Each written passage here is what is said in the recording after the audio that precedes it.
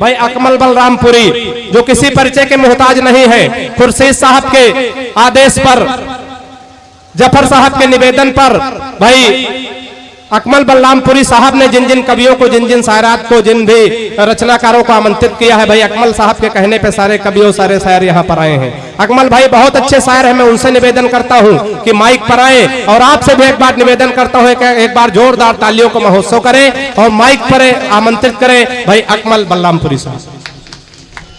अस्सलाम वालेकुम। आप महसूस हो रहा है कि मैं बबुआन की सरजमी पे हूँ। अगर आपको लगता है कि मैंने जफर भाई के तहत और खुर्शीद भाई के कहने पे शायरों का सही चयन किया है, तो एक बार जोरदार तालियां बजा दें इस मुशायरे की कामयाबी के लिए। हमारे दरमियान में मेंबर ऑफ पार्लियामेंट सरफराज भाई भी तशरीफ रखते हैं, एक बार जोरदार तालियां इनके सम्मान में। आपका हुक्म हुआ, आपके दरमियान इस सरजमी पे मेरी पहली हाजिरी है। इससे पहले मैं विराटनगर के मुशायरे में आ चुका हूं। 4 मिसरों से अपनी शुरुआत करूंगा। विकास भाई बहुत ही अच्छी निजामत कर रहे हैं। दरअसल पिछले साल विकास भाई ने एक मुशायरे में कहा कि सरकार चोर है, तो थानेदार साहब ने दूसरे दिन इनको अरेस्ट कर लिया, और जब पुलिस चौकी पे ले गए तो विकास भाई से कहा कि आपने कैसे कहा कि सरकार चोर है। विकास भाई ने कहा कि मैंने ये तो नहीं कहा कि यहाँ की सरकार चोर है, सरकार अमेरिका की भी चोर हो सकती है, ब्रिटेन की भी चोर हो सकती है, और भी दूसरे देशों की सरकार चोर हो सकती है। तो थानेदार साहब ने कहा, भाई क्यों बेवकूफ बना रहे हो, जैसे हमें नहीं मालूम कि कहाँ की सरकार चोर है। तो ये विकास भाई एक बार जोरदार तालियां बजा दें। विभा शुक्ला साहिबा भी मोहब्बत पे अशार पढ़ रही थी। साहिल लुधियानवी साहब ने मोहब्बत को लेके 4 मिसरे कहे थे। अगर आप तमाम दोस्तों को पसंद आएंगे तो वहीं से मैं अपनी शायरी शुरू करूंगा कि मुझसे ज्यादा है जब तुमको जमाने का ख्याल, फिर मेरी याद में तुम मश्क बहाती क्यों हो। मुझसे ज्यादा है जब तुमको जमाने का ख्याल, फिर मेरी याद में तुम मश्क बहाती क्यों हो। तुम में हिम्मत है तो दुनिया से बगावत कर लो, वरना माँ बाप जहां कहते हैं शादी कर लो, वरना माँ बाप जहां कहते हैं शादी कर लो। और स्टेज पे तमाम शोरा जो मौजूद हैं सबकी शिरकत चाहता हूं कि जो वफादारी का इजहार बहुत करते थे, वक्त आ जाए तो इनकार बहुत करते थे। जो वफादारी का इजहार बहुत करते थे, वक्त आ जाए तो इनकार बहुत करते थे। पूरी दुनिया ने मोहब्बत से उसे दूर रखा, कैसे कहते कि उसे प्यार बहुत करते थे, कैसे कहते कि उसे प्यार बहुत करते थे। कि और एक ही शख्स को तो चाहने वाले हो अगर, ये मोहब्बत को भला कैसे गवारा होगा। मुझीब भाई कि एक ही शख्स को तो चाहने वाले हो अगर, ये मोहब्बत को भला कैसे गवारा होगा। तुम जिसे पाकर इतराए से फिरते हो मियां, जो हमारा ना हुआ कैसे तुम्हारा होगा, जो हमारा ना हुआ कैसे तुम्हारा होगा। और 4 मिसरे यूं है कि बिछड़ के उससे कोई भी नहीं सदा देंगे, अब इससे ज्यादा उसे और क्या सजा देंगे। बिछड़ के उससे कोई भी नहीं सदा देंगे, अब इससे ज्यादा उसे और क्या सजा देंगे। बहुत बहुत गुरूर है उसको चिराग होने का, हमारा नाम हवा है उसे बुझा देंगे। बहुत अच्छे भाई, जोरदार तालियां। हमारा नाम हवा है उसे बुझा देंगे। यहाँ पे बहुत सारे दोस्त हैं, सब स्टूडेंट भी हैं। मैं भी अभी जामिया मिल्लिया इस्लामी यूनिवर्सिटी का तालिबे इल्म हूँ। मैं चाहता हूँ चंद अशार अरबी हो जाए, उसके बाद इंशाल्लाह वो सब सुनाऊंगा जिसके लिए जाना चाहता हूँ मैं। स्टेज पे जो हमारे दोस्त हैं, खुर्शीद आलम भाई, सरफराज भाई, मुखिया इजामुद्दीन साहब, मास्टर हकीम साहब, बड़े भाई जफर जमाली साहब, कामिल जमाली, सबकी शिरकत चाहता हूँ। अरुण पासवान साहब, 4 मिसरा और पढ़ता हूँ कि याद करते हुए आंखों में नमी ढूंढोगे, मुझको मालूम है तुम मुझमें कमी ढूंढोगे, और कामयाबी की हर एक सीढ़ी मुबारक हो उसे, एक दिन उतरेगा नीचे तो जमीन ढूंढेगा, एक दिन उतरेगा नीचे तो जमीन ढूंढेगा। और शेर है कि गलत राहों पे जाने से ठहर जाते तो अच्छा था, किसी की याद में रोने से मर जाते तो अच्छा था। बहुत अच्छे अकमल गलत भाई, राहों वाह, पे जाने से ठहर जाते एक बार जो एक बार जोरदार तालियां हो जाए भाई, वाह वाह। बहुत बहुत शुक्रिया कि गलत राहों पे जाने से ठहर जाते तो अच्छा था, हाँ। किसी की याद में रोने से मर जाते तो अच्छा था। तुम्हें अपना समझ के तुमसे मैं एक बात कहता हूँ, बड़ों की सरपरस्ती में संवर जाते तो अच्छा था, बड़ों की सरपरस्ती में संवर जाते तो अच्छा था। वो ना कि चोटियों से देख में वापस चला आया, अगर तुम भी बुलंदी से उतर जाते तो अच्छा था। और तुम्हारे कांधों पे इस मुल्क के फ्यूचर का जिम्मा है। नई नस्लों अगर तुम भी सुधर जाते तो अच्छा था, नई नस्लों अगर तुम भी सुधर जाते तो अच्छा था। 4 मिसरे और पढ़ूंगा और एक नज्म पढ़ूंगा मैं आपके दरमियान में, जिसका उन्वान है हिंदुस्तान और मुसलमान। हमारे दरमियान मेंबर ऑफ पार्लियामेंट सरफराज साहब मौजूद हैं। अभी जिस तरीके से पुलवामा में आतंकी हमला हुआ और उसके बाद जिस तरह से सोशल मीडिया पे एक ग्रुप भिड़ गया है कि नहीं मुसलमान दहशतगर्द हैं और ये दहशतगर्दी की तालीम देते हैं। एक बात मैं आपको बता दूं कि दुनिया का कोई भी धर्म आतंकवाद का शिक्षा नहीं देता है और इस्लाम तो कतई नहीं देता है। पढ़ता हूं कि अभी बंद होती आंखों के कई अरमान बाकी है, मुझे वो क्या खरीदेंगे मेरा ईमान बाकी है। जो ये कहते हैं कि मुसलमान बिक जाता है। उसके बाद मैं नज्म पढ़ूंगा, यकीन जानिए मैं दुबई में भी था, आप ही के यहाँ के एक मेंबर ऑफ पार्लियामेंट वो भी थे, वहां पे भी उन्होंने ये नज्म सुनी थी। मैं चाहता हूं आप तमाम दोस्त भी सुने। अगर मेरी बात सच्ची हो तो यहां से लेके वहां तक तालियां बजनी चाहिए कि अगर अभी बंद होती आंखों के कई अरमान बाकी है, मुझे वो क्या खरीदेंगे मेरा ईमान बाकी है। हमारे देश की मिट्टी तुझे हम माँ भी कहते हैं, तेरी भी गोद में अब तक कई शैतान बाकी है, तेरी भी गोद में अब तक कई शैतान बाकी है। दोबारा पढ़ दीजिए भाई। बहुत बहुत शुक्रिया हाकिम भाई की अभी एक बार तालियां हो जाए जोरदार आपकी भाई। अभी बंद होती आंखों के कई अरमान बाकी है, मुझे वो क्या खरीदेंगे मेरा ईमान बाकी है।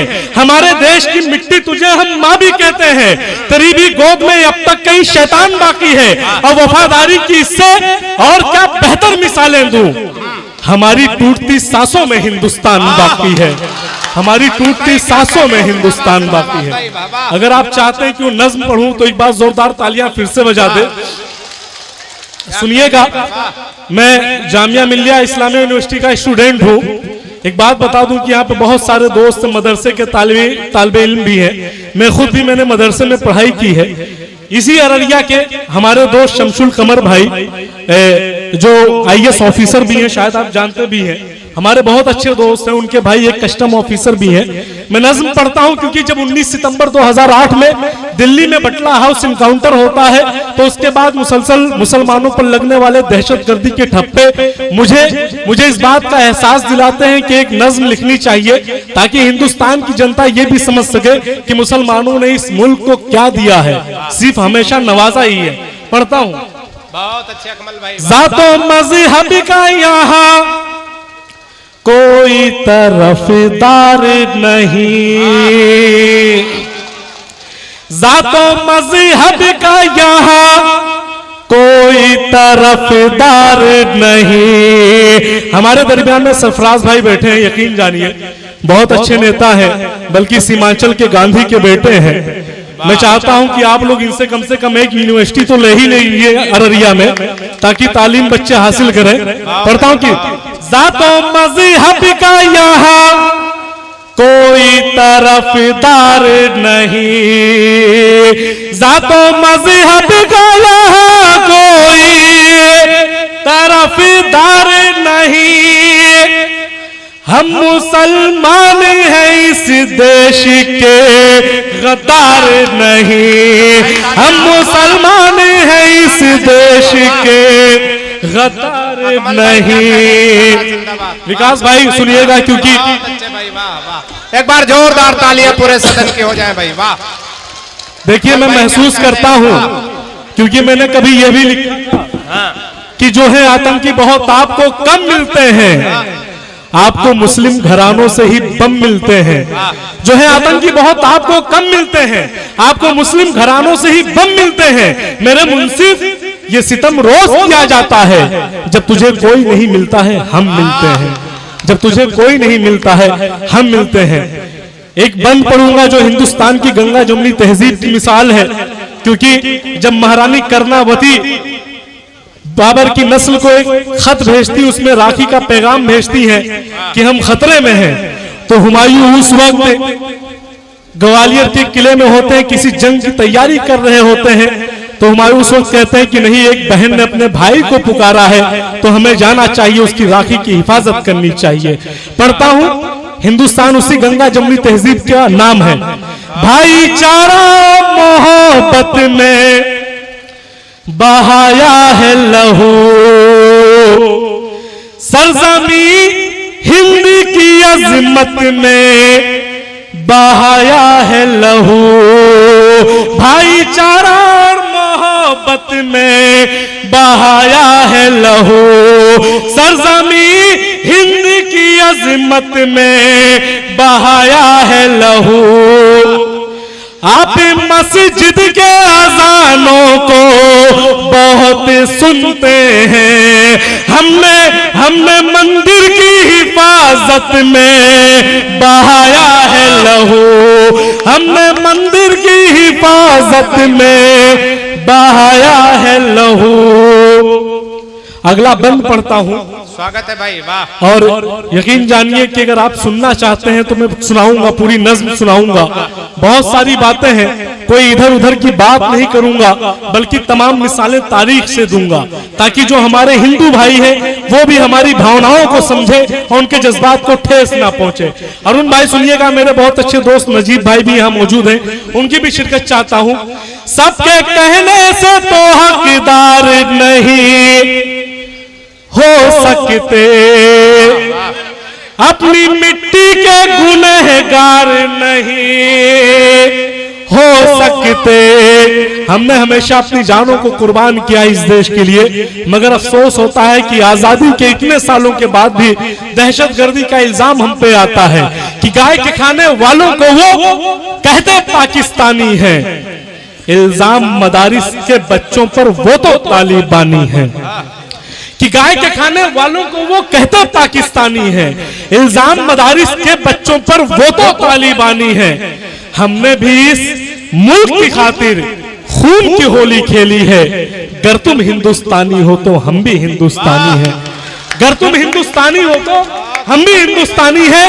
प्यार के बदले चाहत का पैगाम हमारा पाओगे, लेकिन दहशतगर्दी का इल्जाम भी सारा पाओगे। प्यार के बदले चाहत का पैगाम हमारा पाओगे, लेकिन दहशतगर्दी का इल्जाम भी सारा पाओगे। और जो हमको बताते हैं आतंकी, कान खोलकर वो सुन ले, इतिहास के हर एक पन्नों में तुम नाम हमारा पाओगे, इतिहास के हर एक पन्नों में तुम नाम हमारा पाओगे। और आजकल आप कल जैसे देख रहे हैं कि नाम बदले बहुत जा रहे हैं, उस पे कि प्यार के बदले चाहत का पैगाम बदल कर क्या होगा, इतिहास के हर एक पन्नों का अंजाम बदल कर क्या होगा। प्यार के बदले चाहत का पैगाम बदल कर क्या होगा, इतिहास के हर एक पन्नों का अंजाम बदल कर क्या होगा। तुम लाख बदल लो चीजों को, पर कान खोल कर अब सुन लो, तारीख हमारे दिल में है, अब नाम बदल कर क्या होगा, तारीख हमारे दिल में है, अब नाम बदल कर क्या होगा। पढ़ता हूं अगला बंद। सबके कहने से तो हकदार नहीं हो सकते, अपनी मिट्टी के गुनहगार नहीं हो सकते।